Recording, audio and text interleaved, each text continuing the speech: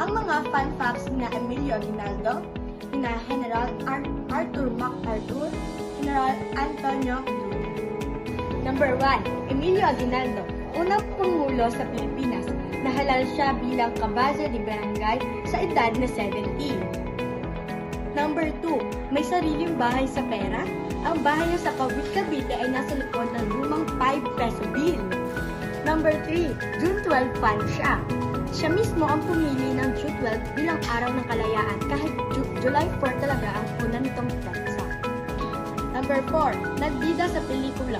Noong 1930s, pumayag siya lumabas sa isang documentary film bilang sarili niya. Number 5. Ang pinakamatagal na nabuhay na presidente. Umabot siya ng 94 taong gulang.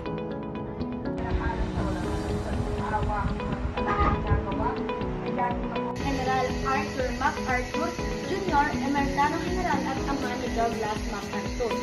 Number 1. Young Hero. Tumanggap ng Medal of Honor sa edad na 19 para sa kabayanihan sa US Civil War. Number 2. Ama ng masikat na general.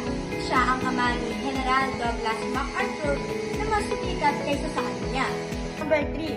Gobernador ng Pilipinas. Naging military governor ng Pilipinas noong 1901. Number 4. Hindi marunong makisama. Kilala sa pagiging arrogante kaya hindi agad siya na-promote sa mas mataas na rango. Number 5. Mahilig sa expansion. Isa siya sa mga nagsulong ng Manifest Destiny, paniniwalang dapat palawakin ng Amerika ang impluwensya nito sa mundo.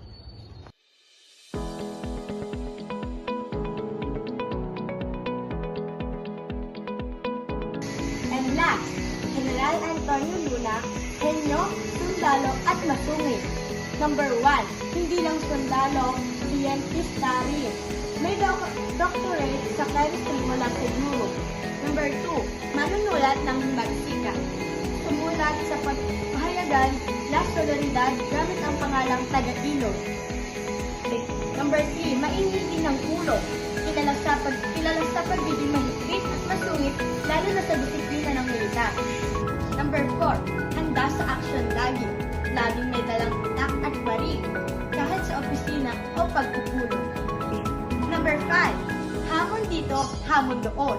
Minsang hinamon ng duel ang isang opisyal dahil lamang sa pag-insulto sa kanya.